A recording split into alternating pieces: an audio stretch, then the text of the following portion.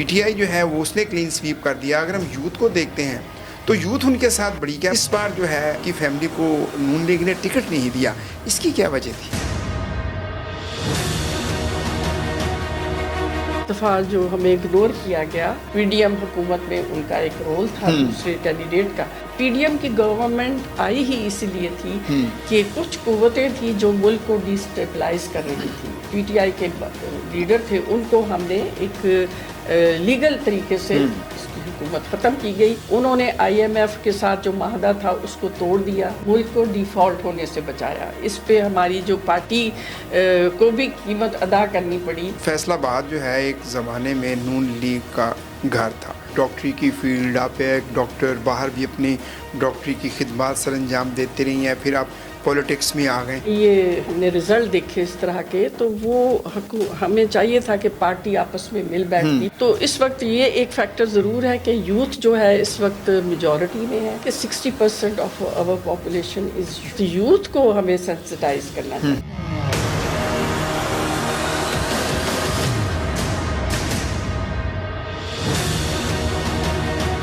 السلام علیکم ناظرین, میں ہوں آپ کا میزبان میاں ندیم احمد نئے پوڈ کاسٹ کے ساتھ. آج ہمارے ساتھ مہمان شخصیت فیصل آباد کی بہت بڑی نہ صرف سماجی بلکہ سیاسی شخصیت بھی, ڈاکٹر نجمہ افضل صاحبہ. تعلق پاکستان مسلم لیگ نون سے ہے. ان کے شوہر جو ہیں رانا محمد افضل صاحب, وہ ایم این اے رہے, فنانس منسٹر رہے. ڈاکٹر صاحبہ, سب سے پہلے تو ہم آپ کا شکریہ ادا کرتے ہیں کہ آپ نے آج 94 نیوز کو جو ہے وہ وقت دیا. جی السلام علیکم. جی آپ کا بھی شکریہ, آپ نے مجھے یہاں آنے کی دعوت دی. ڈاکٹر صاحبہ, ابتدائی ہم چاہیں گے کہ آپ کا بچپن جو ہے وہ فیصل آباد سے ہی تعلق ہے یا آپ دوسرے شہر سے تعلق رکھتے ہیں؟ ایکچولی میری پیدائش فیصل آباد کی ہی ہے, میرا ننیال یہاں ہوتا تھا. تو لیکن میں نے, کیونکہ میرے فادر آرمی میں تھے, تو میں نے اپنا بچپن مختلف اسٹیشنز پہ گزارا. صحیح. اور مختلف اسکولوں میں تعلیم حاصل کی.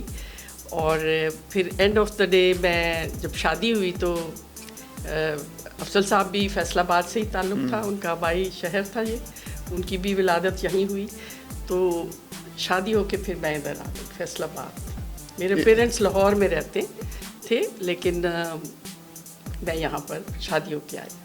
تو میڈیکل میں کتنا عرصہ آپ نے اپنی خدمات سر انجام دی ہیں؟ جی میں نے میڈیکل کالج, لیاقت میڈیکل کالج سے اپنا تعلیم مکمل کی. اور پھر ہم فوراً ہی شادی کے 1 سال بعد, میں تو آفٹر ہاؤس جاب جو کہ میں نے ڈی ایچ کیو ہسپتال سے کیا میڈیسن میں. اور پھر میں, افضل صاحب پہلے ہی چلے گئے تھے, انہوں نے فوج چھوڑ کے, تو وہ اپنا سعودی عرب, ان کو بہت اچھی جاب آفر ہوئی ایز این الیکٹریکل انجینئر, تو وہ وہاں جا چکے تھے شادی کے 3 ماہ بعد. پھر میں اپنا ہاؤس جاب کمپلیٹ کر کے تو میں وہاں ان کو جوائن کیا. اور وہاں میں نے تقریباً 10 سال سعودی عرب میں ریاض کے شہر میں منسٹری آف ہیلتھ گورنمنٹ کا جاب تھا, وہ میں نے ایز اے جنرل پریکٹیشنر وہاں کیا. اور لیکن افضل صاحب کا ہمیشہ سے مجھے پہلے ہی بتا دیا گیا تھا کہ بس 10 سال کے بعد ہم واپس آئیں گے, سرمایہ لے کے اپنے وطن لوٹیں گے, وہاں پر اپنے آپ کو سیٹل کریں گے. اور پھر اس کے بعد ان کا یہی خواب تھا کہ وہ سیاست میں اپنے ملک کے لیے, اپنے عوام کے لیے, ان کے فلاح و بہبود کے لیے کام کریں گے. تو یہی جذبہ ان کو واپس لے کر آیا. اور انہی کے پروگرام کے مطابق جیسے ہی 10 سال مکمل ہوئے, میں نے ریزائن دیا اور ہم لوگ پھر واپس آ گئے. اور یہاں آ کر ہم نے ساحل ہسپتال کی بنیاد رکھی, جو کہ 4 کروڑ کی لاگت سے اس وقت 1989 میں مکمل ہوا. اور پھر اس میں میں نے کام شروع کیا, اور تقریباً میں نے 10-12 سال اس کو خود چلایا. تو افضل صاحب بھی میرے ساتھ ہوتے تھے. لیکن پھر 1997 میں افضل صاحب کو سیاست میں انٹر ہونے کا موقع ملا, انہوں نے مسلم لیگ نون کو جوائن کیا. اور اس کے بعد ان کو پارٹی نے ٹکٹ دے دیا ایم پی اے کا. اور پہلا الیکشن 1997 میں انہوں نے لڑا, اور اس میں میں نے ان کی بھرپور ان کا ساتھ دیا. ڈور ٹو ڈور کمپینز کی پوری ایک ٹیم خواتین کی روزانہ نکالتی تھی, 20-25 خواتین, اور ہم نے ہر گھر میں جا کے اپنی پارٹی کا پیغام پہنچایا. اور اس طرح مکمل ہمیں جیت ملی 25,000 کی لیڈ سے افضل صاحب پہلی دفعہ MPA منتخب ہو گئے. تو اس طرح جب میں نے عورتوں سے روابط رکھا گھر گھر جا کے, تو وہی عورتیں بعد میں مجھ سے ملنے آتی تھیں, اپنے مسائل لے کر آتی تھیں. تو پھر اس طرح سے میری دلچسپی سیاست میں بڑھی. اور پھر جب میں نے کچھ کام بھی اس سلسلے میں کیا, تو پھر میں نے سوچا کہ جب میں پریکٹیکلی اس میں آ ہی گئی ہوں اور اس میں مطلب لوگوں کی فلاح و بہبود کے جو کام ہوتے ہیں وہ میں ان کو ہیلپ آؤٹ کر رہی تھی, تو پھر میں نے بھی پارٹی کو جوائن کر لیا. اور پھر مجھے ایز PMLN نے سینئر وائس پریزیڈنٹ سٹی مقرر کیا, اور یہ میں نے پھر 15 سال اس میں کام کیا, خواتین کو متحرک کیا, ان کو شعور دلایا, سیاسی شعور, اور ایک نیٹ ورک قائم کیا جس سے پارٹی مضبوط ہوئی. اور پورے ایریا میں ہم نے سٹی فیصل آباد میں اس کے لیے کام کیا. تو میں سمجھتی ہوں کہ یہ ایک بہت بڑا ایک سٹارٹ آف دا بگننگ تھی کہ ہم نے ایک خواتین کو متحرک کیا. اچھا میڈم, آپ بھی MPA مخصوص نشستوں پہ بنی, کس سال آپ مخصوص نشستوں پہ MPA؟ جی, مجھے 2002 میں بھی ٹکٹ مل گیا تھا پارٹی کی طرف سے, لیکن پھر وہ کچھ وجوہات ہوئی کہ ہماری اتنی سیٹیں نہیں آئیں. تو اس کے بعد 2013 میں مجھے پھر چانس ملا اور میں اسمبلی میں پنجاب اسمبلی سے منتخب ہو گئی, اور MPA بن کے پھر مجھے بہت موقع ملا. اور کیونکہ میں اس سے پہلے بھی میں آلریڈی ہیلتھ سیکٹر میں کام کر رہی تھی as member of board of management Punjab medical college. پہلے سے ہی میں نے اس میں انٹری ہو چکی تھی. جی. اور اس سلسلے میں جب میں منتخب ہو گئی MPA بھی, تو مجھے پھر بہت بڑا پلیٹ فارم ملا کہ میں اپنے تینوں جو ہمارے ہسپتال تھے, الائیڈ ہسپتال, جنرل ہسپتال اور DHQ ہسپتال, ان کی اپ گریڈیشن میں نے اہم کردار ادا کیا, اور بہت سے پروجیکٹس, میگا پروجیکٹس کیے, اور جس سے فنڈنگ میں نے اپنے مسلم لیگ نون کی پنجاب کی اس وقت حکومت تھی, اس میں مجھے بہت ہیلپ ہوئی اور میرے ساتھ بہت تعاون کیا گیا. تو میں نے اس میں بہت سے میگا پروجیکٹس کیے, جس میں آپ کو وہ چیدہ بتا دیتی ہوں کہ ایک تو ہم نے برن یونٹ 55 بیڈ کا اس وقت آغاز کیا. وہ ایک بند بلڈنگ تھی جو مکمل کلوز رہی اتنے 7 سال سے, تو اس کو ہم نے دوبارہ سے سارا رینوویشن کروا کے اس میں اس کا افتتاح کر دیا گیا. تو اس کے بعد ہم نے 55 بیڈ کی ڈونیشن پہ میڈیکل ایمرجنسی شروع ہوئی, اور 60 بیڈڈ نیو نیٹل یونٹ, وہ بھی کچھ مخیر حضرات نے اس میں ڈونیشنز دیں. اور اس کے علاوہ میں نے اپنے انیشیٹو سے وہاں بریسٹ کلینک بنوایا, جو کہ ایک چھاتی کے کینسر کی جو خواتین یا مریض ہوتی ہیں ان کی ارلی ڈیٹیکشن کے لیے diagnostic centre under one roof, یعنی کہ ہر چیز اس میں pathologist, surgeon, laboratory, ultrasound اور میموگرام وغیرہ کی انسٹالمنٹ کی گئی, اور یہ 10 کروڑ کی لاگت سے اس وقت بنا, تعمیر ہوا. اور اس میں آج ماہانہ یعنی کہ 5,000 خواتین مستفید ہو رہی ہیں. اور یہ چھاتی کا مرض ایسا ہے کہ 40,000 خواتین اس سے سالانہ موت کا شکار ہوتی ہیں خاموشی کے ساتھ, کیونکہ اس کا ڈائگنوسٹک جو ہے نا پروسیس, وہ جب سلو ہو اور جلدی نہ پتہ لگے تو عورتیں پھر خاموشی سے موت کا شکار ہو جاتی ہیں. تو اس کے لیے میں سمجھتی ہوں آپ کے پروگرام کی توسط سے میں یہ پیغام دوں گی کہ میں آج کی حکومت کو یہ دینا چاہتی ہوں پیغام کہ ہر ضلع میں, ہر ڈسٹرکٹ میں اس طرح کے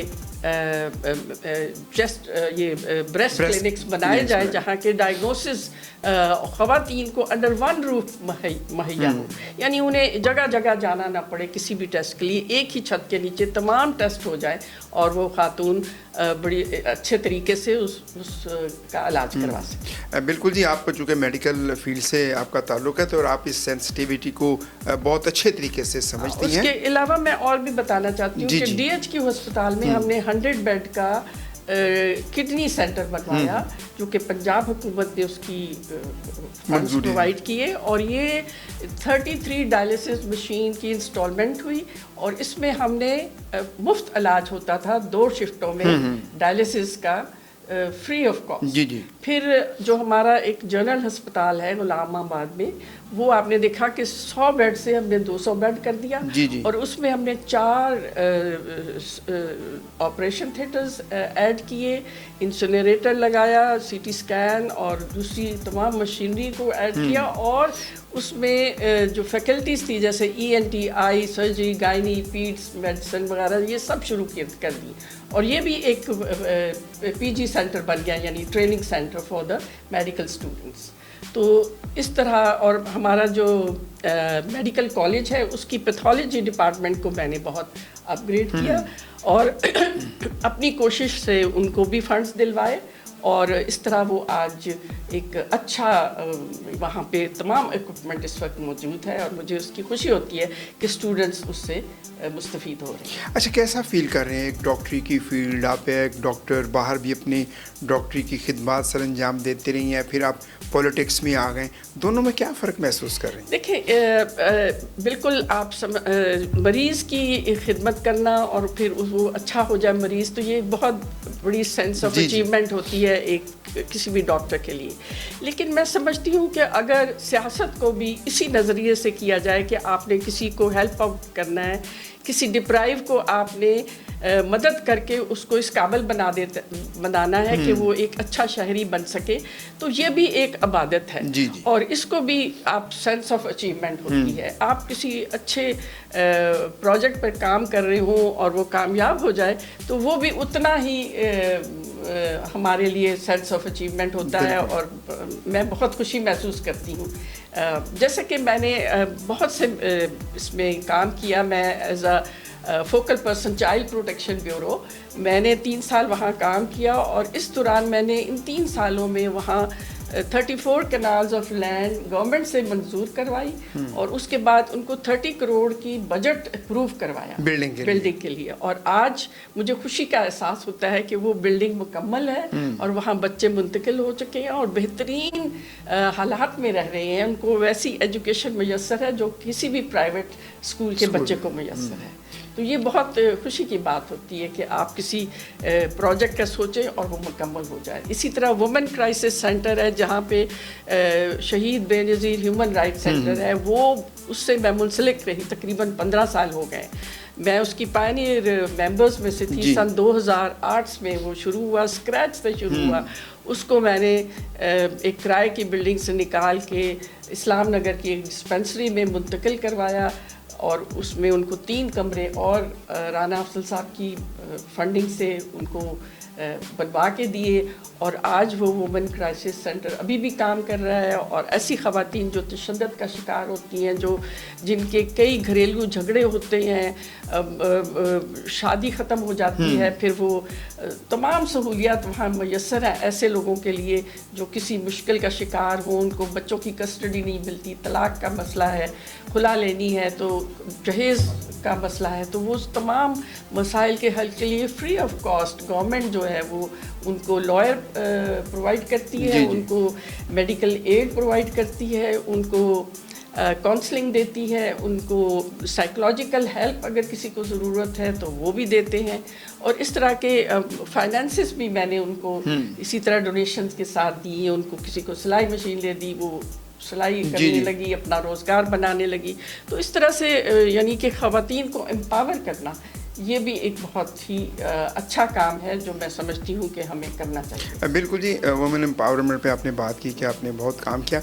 अच्छा, इतनी राना साहब की भी खिदमत पार्टी के लिए भी और इस शहर के लिए भी, आपको भी हम देखते हैं कोई NGO का प्रोग्राम हो, कोई कल्चर का प्रोग्राम हो, कोई पार्टी का प्रोग्राम हो, तो आप भी बड़े एक्टिव नज़र आते हैं। लेकिन इसके बावजूद मतलब इतनी खिदमत आपकी जमात के लिए, तो फिर इस बार जो है वो आपकी फैमिली को नून लीग ने टिकट नहीं दिया, इसकी क्या वजह थी? देखिए, मैं समझती हूँ कि इस्तीफ़ा जो हमें इग्नोर किया गया, ज़ाहिर है उसका हमें होता है दिल में अफसोस कि एक हक बनता था जी, और इतनी लॉयल्टी के साथ 30 साल से वाबस्ता हैं। लेकिन यह है कि उन्होंने जो हमें बताया कि उनकी मजबूरी थी कि वो NA 104 में میرے بیٹے جس نے کہ 5 سال وہاں خدمت بھی کی لوگوں کی اور اس حلقے سے وابستہ رہا، ہر غمی خوشی پہ جاتا رہا، تو وہ بچہ نے بہت محنت کی، اپنی پارٹی کو ڈیفینڈ کیا ٹاک شوز کے ذریعے ہر طرح سے. تو وہ انہوں نے اپنی جو مجبوری ظاہر کی کہ وہ کیونکہ پی ڈی ایم حکومت میں ان کا ایک رول تھا دوسرے کینڈیڈیٹ کا، تو ان کو مجبوری میں ان کو ٹکٹ دوسرے کینڈیڈیٹ کو دینا پڑ گیا.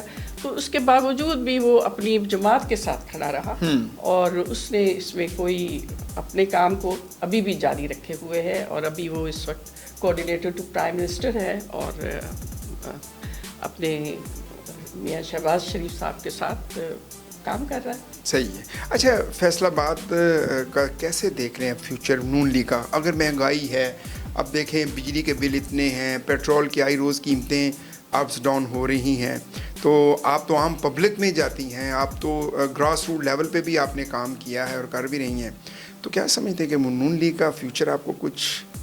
دیکھیں، یہ جو سارے حالات ڈیولپ ہوئے ہیں کہ ایک دم سے فائنینشیل کرائسس آ گیا ہے ملک میں، اور یہ سب کچھ جب ہوا، پی ڈی ایم کی گورنمنٹ آئی ہی اسی لیے تھی کہ کچھ قوتیں تھیں جو ملک کو ڈیسٹیبلائز کر رہی تھیں، اور اس میں کچھ دوسرے لوگ جو کہ دوسری پارٹی تھی وہ بھی حصہ لے رہی تھی ایکول.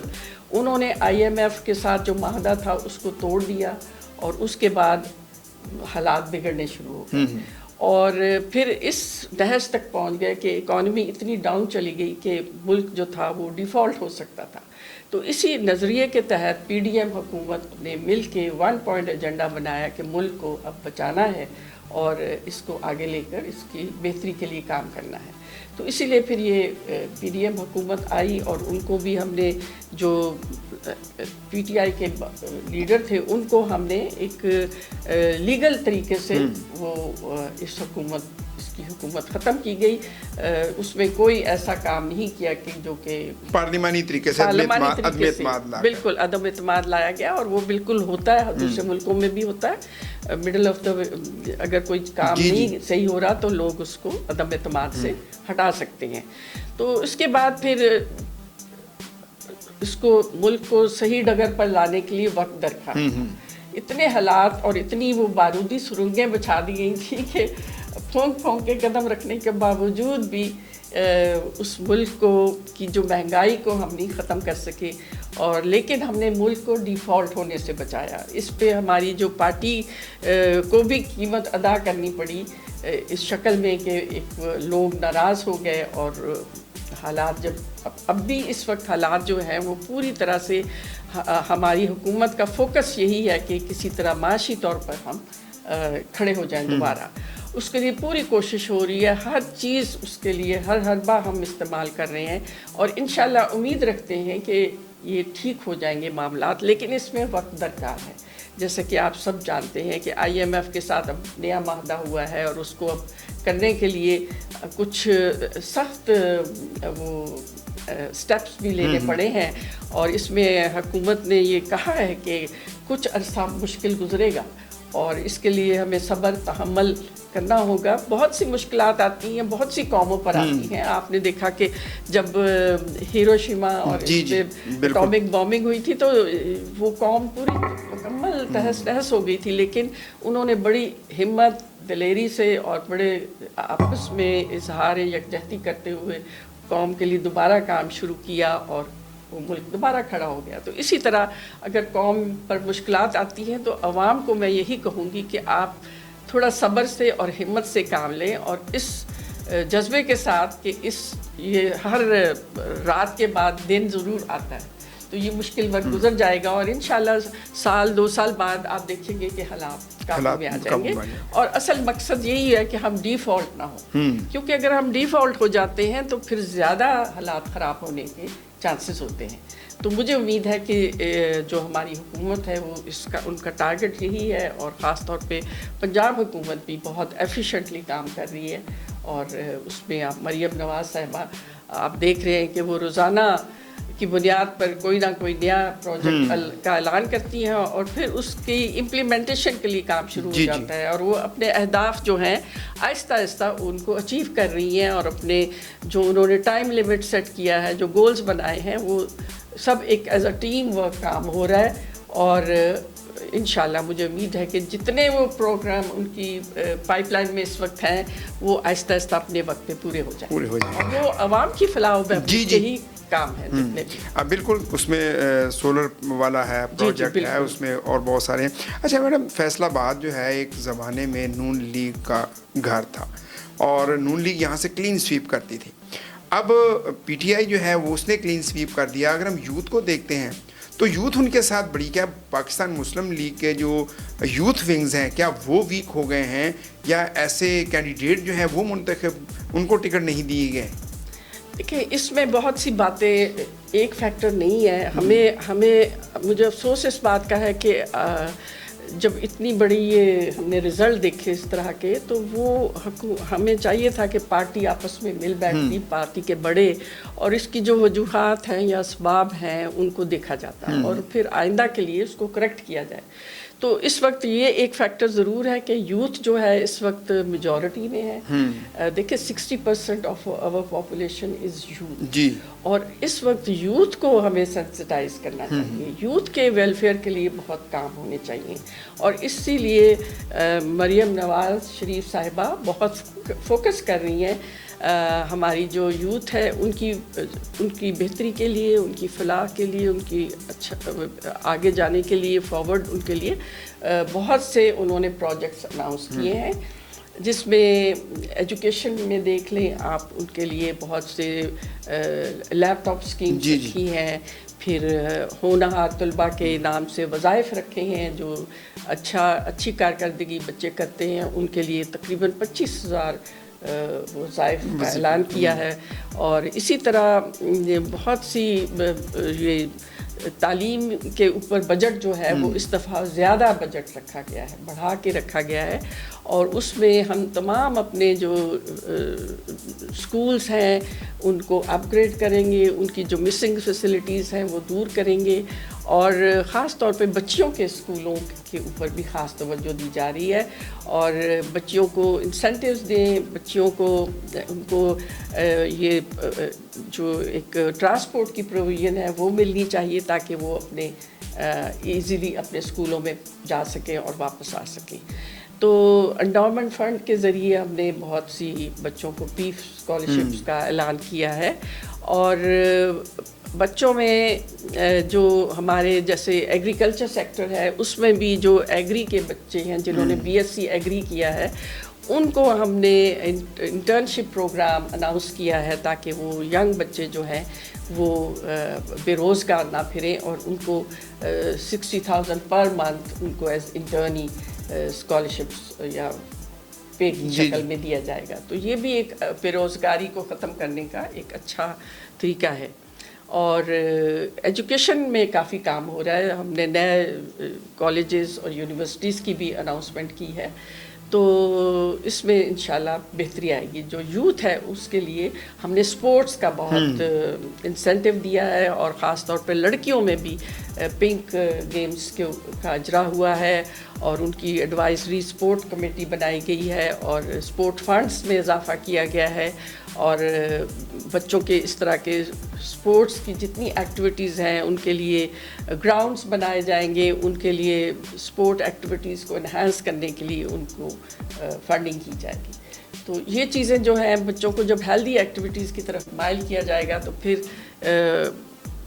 وقت کے ساتھ آہستہ آہستہ بچوں کی سوچ بدلے گی، کیونکہ آپ کو نہیں معلوم کہ کس طرح سے ایک برین واشنگ کی گئی بچوں کی، اور ایک پوری جنریشن کو ایسے ان کو پولیوٹ کیا گیا ان کے مائنڈز کو کہ جی ایک جو شخصیت ہے اس کے بغیر پاکستان ہو ہی نہیں سکتا. تو یہ ایک غلط سوچ ہے. پاکستان انشاءاللہ ہمیشہ قائم رہے گا، اور اس کے لیے پوری کوششیں ہو رہی ہیں کہ ہم اپنی یوتھ کو بہتر کر سکیں. بالکل اپنی یوتھ کو. اچھا، ویمن پاورمنٹ کے حوالے سے اگر ہم دیکھتے ہیں تو قوانین موجود ہیں، لیکن آئے روز کوئی نہ کوئی ایسا خاتون کے ساتھ واقعہ ہو جاتا ہے. کبھی لاہور ہسپتال میں بچی کے ساتھ اور کبھی کسی جگہ پہ تو اس پہ کیا کوئی قانون سازی میں کوئی کمی بیشی رہ گئی ہے یا اس پہ عمل درآمد صحیح طریقے سے نہیں ہو پا رہا؟ دیکھیے قانون سازی تو بالکل ہوتی رہتی ہے اور بہت سی اس پہ چیزیں ہیں جو لاز موجود ہیں، لیکن امپلیمنٹیشن میں سمجھتی ہوں کہ اس پہ گرفت زیادہ مضبوط کرنی چاہیے. اور اب ہم جیسے سیف سٹیز بنانے کا پروگرام ہے اور اس میں تقریباً 7 سٹیز میں تو پروگرام بن گیا ہے کہ سیف یہ اتھارٹیز بنائی جائیں گی، جس میں کہ یہ کرائم کو روکنے کے لیے جو ٹولز ہیں وہ ان کا استعمال کیا جائے گا. اور یہ جو خواتین کو کہ اس طرح کے تشدد کے واقعات ہو رہے ہیں، ان کی روک تھام کے لیے محترمہ مریم نواز شریف صاحبہ نے فوراً ہی ایک پلان کیا ہے جس میں کہ ایک ایپ بنائی گئی ہے جس کو دستک ایپ کہتے ہیں، اور اس کا اعلان کیا ہے اور اس سے بہت جلدی آپ فیسلٹی ملے گی لوگوں کو. اس کے علاوہ پینک بٹن کا آغاز کیا گیا ہے جس پہ 15 نمبر جب دبایا جائے گا تو فوراً ہی جو وہاں پر ورچوئل وومن پولیس اسٹیشن ہے اس کو اطلاع ملے گی اور وہ اس کے تحفظ کے لیے وہاں اس کی ہیلپ کے لیے پہنچیں گے. تو یہ لوگوں میں ابھی آہستہ آہستہ جب اویئرنیس آئے گی تو سیفٹی سرویلنس پروگرام شروع کر دیا گیا ہے اور یہ ہر شہر میں آہستہ آہستہ لایا جائے گا تاکہ اگر جہاں کہیں بھی ایسا کوئی حادثہ ہوتا ہے تو 15 کو کال کر کے آپ اپنے لیے مدد حاصل کر سکتے ہیں. اچھا، نواز شریف پہلے بھی جب آئے تو انہوں نے کہا جی ہم IMF سے چھٹکارا حاصل کر لیں گے. کیا واقعی IMF سے اب چھٹکارا ہمیں مل جائے گا؟ جی بالکل. میں سمجھتی ہوں اس IMF سے چھٹکارا لینے کے لیے ہمیں بہت سے چیزوں کو امپلیمنٹ کرنا ہوگا اور اس میں میرا جو ذہن ہے وہ یہ ہے کہ ہمیں سادگی لانی پڑے گی. بالکل. نہ صرف ہم آپس میں بھی یعنی کہ بلا ضرورت چیزوں کا خرچہ نہ کریں. جو ہماری حکومت ہے یا جو ہماری افسر شاہی ہے وہ بھی اب اس پر عمل درآمد کریں، سادگی کو اپنائیں. دفتروں میں جو کھانے اور اس طرح کی چیزیں دی جاتی ہوں وہ صرف چائے تک محدود کر دی جائیں. جو باہر بڑے بڑے دوروں کے لیے بڑی بڑی وفد جاتے ہیں وہ کم سے کم لوگوں کو، غیر ضروری لوگ نہ جائیں، اور جتنی لوگوں کی اس وقت ضرورت ہے تو وہ ساتھ لے کے جائیں. اسی طرح گاڑیاں ہیں، ایک افسر نے 4 گاڑیاں رکھی ہوئی ہیں اور ظاہر ہے اس کا پیٹرول بھی فری ہے. تو آپ ان چیزوں کو اب دیکھیں، اسٹرکٹلی اس پر عمل درآمد کریں کہ اب لوگوں میں بھی شعور آ گیا ہے کہ ہمارا اپنا پیسہ جب اس طرح کی چیزوں میں جا رہا ہے تو وہ اس ویسٹیج کو روکا جائے. تو اگر حکومت بھی یہ اعلان کر دے کہ سادگی اپنائی جائے گی اپنے دفتروں میں بھی اور عام لوگ بھی سادگی کو اپنائیں، جیسے شادیوں میں فضول خرچی ہے اس پہ اسٹرکٹلی پروہیبٹ منع کر دیا جائے کہ ون ڈش ہوگی. جیسے پہلے ایک دفعہ بڑا اچھا تھا کہ لوگوں کے لیے بڑی آسانی ہو گئی تھی، جو سفید پوش طبقہ تھا ان کے لیے بڑی آسانی ہو گئی تھی. تو یہ چیزیں ہمیں سوچنی چاہیے کہ ہم سادگی کا شعار اپنائیں، اس سے بہتری آئے گی. PTI کا مستقبل کیسے دیکھ رہے ہیں؟ دیکھیں PTI وہ جماعت ہے جو کہ ایک انتشار پسند جماعت ہے اور ان کا مقصد ہی ہر وقت ملک میں ایک قیاس، انتشار، بے سکونی رکھنا، لوگوں کو چین سے نہیں بیٹھنے دینا. کوئی نہ کوئی ایشو وہ نکال لیتے ہیں اور اس میں پھر وہ سڑکوں پہ نکل آنا چاہتے ہیں، توڑ پھوڑ کا رویہ، اور ایک دہشت گرد جیسے کہ گروہ ہے وہ ملک میں اس چیز پہ بلیو کرتے ہیں کہ ہم اگر ہماری بات نہیں مانی گئی تو ہم توڑ پھوڑ کر دیں گے، ہم گھراؤ جلاؤ کر دیں گے. تو یہ چیز جو ہے ملک کو ڈی اسٹیبلائز کرتی ہے. سیاسی طور پہ بھی استحکام نہیں آتا اور جب سیاسی طور پر نہیں آتا تو معاشی استحکام بھی پیچھے چلا جاتا ہے. تو اس چیز کو ہم نے کرنے کے لیے بارہا ان لوگوں کو ریکویسٹ کی ہے کہ آپ مل کر کام کریں، ٹیبل پہ آئیں، بیٹھ کے بات کریں. لیکن وہ کسی طور پہ ان کا جو بانی چیئرمین ہے وہ بالکل تیار نہیں ہے کہ وہ کسی سے بھی گفتگو کریں. تو پھر اس طرح تو اگر آپ ضد میں ہیں تو آپ تو ایک سیاستدان میں تو بڑی لچک ہوتی ہے. وہ تو ملک کی خاطر، ملک کے مسائل حل کرنے کی خاطر آپ ٹیبل پہ آئیں، آپ بات چیت کریں. بات چیت ایک واحد طریقہ ہے جس سے مسائل حل ہوتے ہیں، نہ کہ وہ اسمبلیوں کو توڑ دیتے ہیں، خود توڑ دیتے ہیں. پنجاب اسمبلی، پشاور کی اسمبلی، کے پی کے کی خود توڑی ہے انہوں نے، اور کتنی بڑی بے وقوفی کی. اور اب جو مسائل ان کے لیے بڑھ گئے ہیں، انہوں نے خود اپنے پاؤں پہ کلہاڑی ماری. تو یہ ایک ہوتا ہے جب آپ کا لیڈر نہ سمجھ ہو اور اتنا شعور نہ رکھتا ہو، تو وہ پھر ایسے فیصلے کر کے خود بھی مشکل میں ہے اور دوسرے لوگوں کو بھی مشکلات میں ڈالتا ہے. اچھا، ابھی تک کوئی حکومت جو ہے اس نے اپنا ٹینور پورا نہیں کیا، کیا یہ حکومت اپنا ٹینور پورا کر پائی؟ دیکھیں، میری طرف سے میں تو سمجھتی ہوں کہ اگر یہ ایک آدھے سال میں معیشت کو اپنی ڈگر پہ لے آئے اور حالات سنبھلنے لگے تو انشاءاللہ میں سمجھتی ہوں کہ پھر یہ حکومت 5 سال پورے کرے گی.